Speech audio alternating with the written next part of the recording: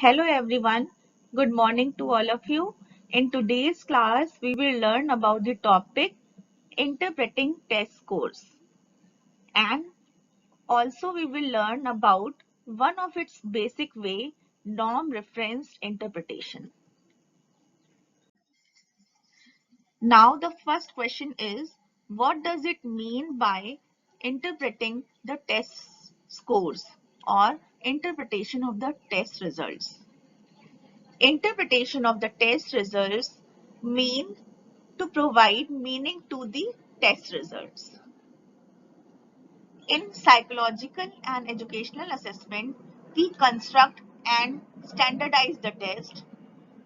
We also sometimes we construct any other achievement assessment tool.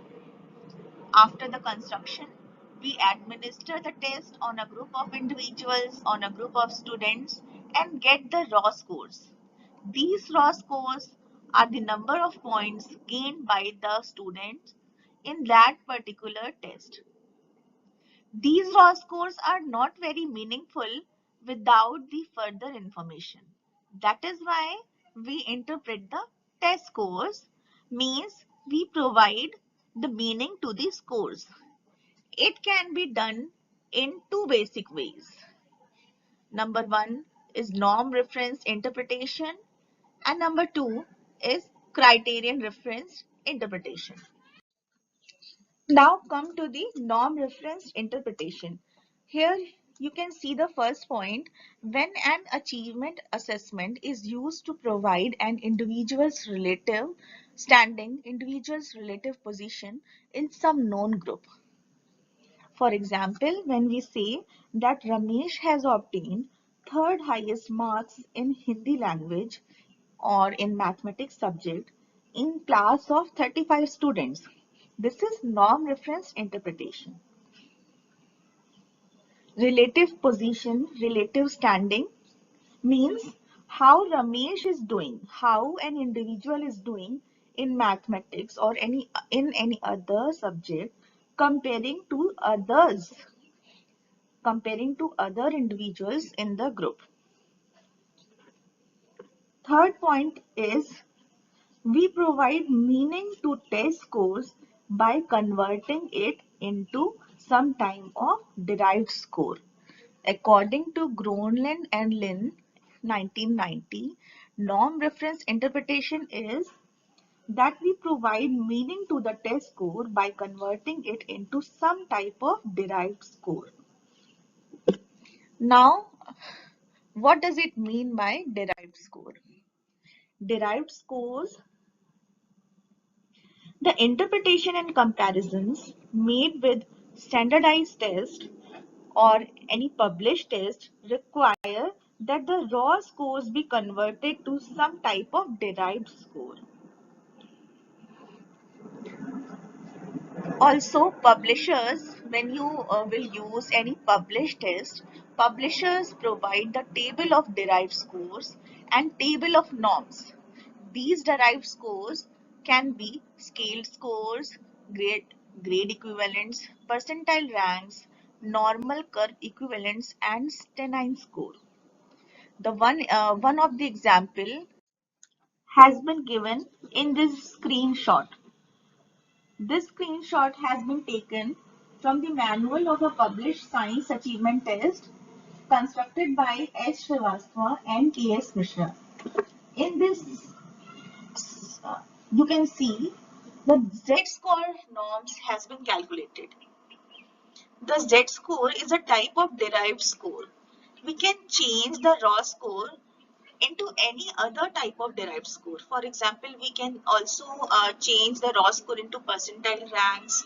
Sometimes we can use T-scores, stanine scores, and if we are using the developmental score, we can also establish grade equivalent norms.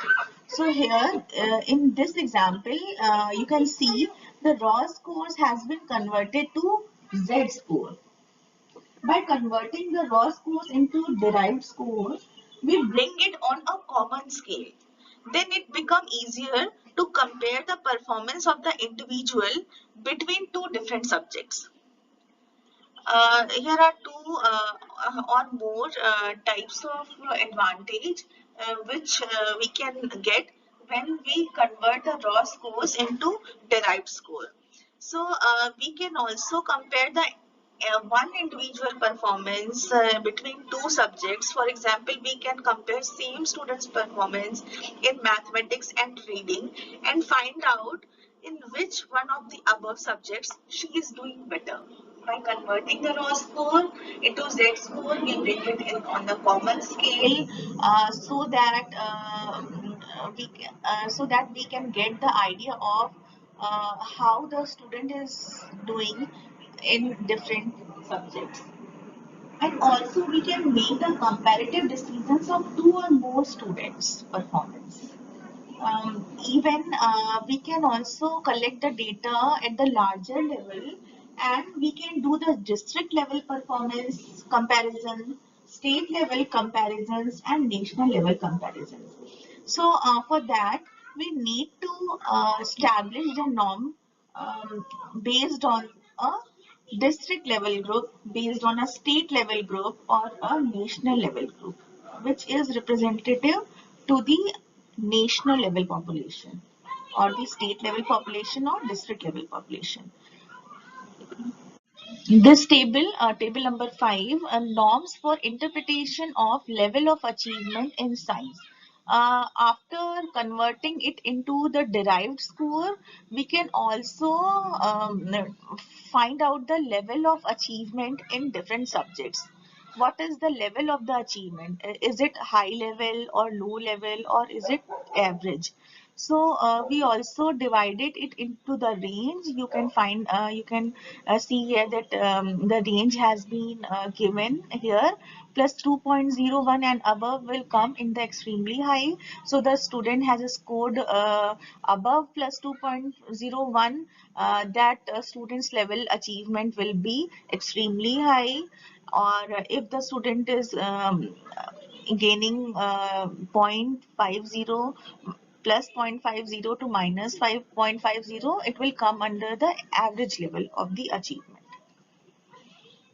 So establishment of norms are important.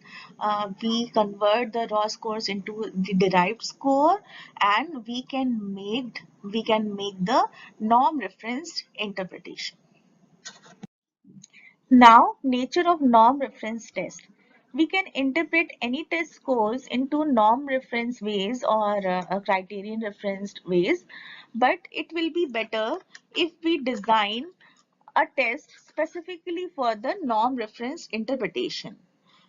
It will be more meaning and useful if we specifically design the test for norm reference interpretation, and it will be a norm reference test. Um, when we plan norm reference test, following are the points we need to keep in mind. Number 1, table of specification. At the time of planning of the test, we prepare table of specification. This table of specification is a two-way table that relates instructional objective with the instructional content. The content which we have chosen for test. Calculation of difficulty value and discrimination index. In norm reference test, for the selection of the items, we calculate difficulty value and discrimination index. And in criterion reference test, for the selection of the items, we have some other ways. We calculate the some other measures for the selection of item, but here in norm reference test we calculate difficulty value and discrimination index.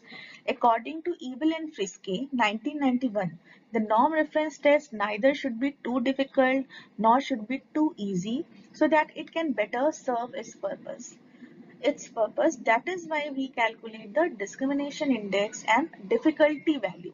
If the test will be too difficult, then it will not be able to discriminate between the more knowledgeable and less knowledgeable students in that particular area. And if it will be too easy, then also it will not be helpful to serve this purpose.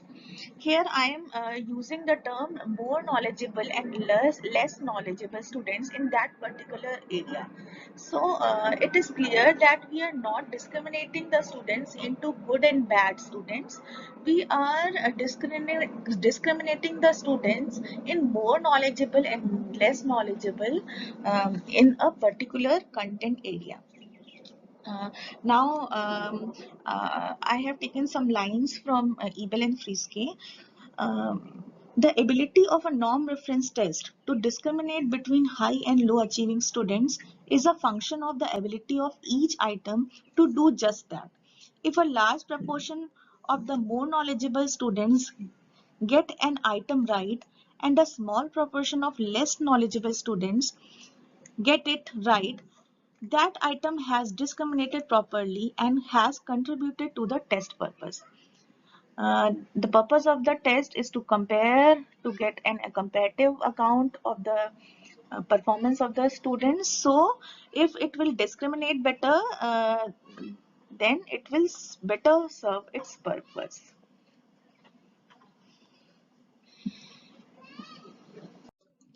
Uses of norm reference interpretation. In guidance and counseling decisions, we use norm reference interpretations. In placement decisions, based on the knowledge of the students who is more knowledgeable in that particular area, according to their knowledge in different fields, in different subjects, in different area, we take placement decisions of the students. Public policy decisions based on the comparative view of how well a school is doing. Even we can take the public policy decisions at district level, at state level, and at the national level. Which district is doing well? These type of decisions, or which school is doing well? These type of decisions we can take based on the norm reference interpretation, so that we can allocate the resources sometimes based on norm reference interpretations decisions we take, and we can allocate the resources based on the performance of the students of that particular district, of that particular state level. So it is also very helpful in making the public policy decisions. These were the uses, and here are the references. Thank you so much.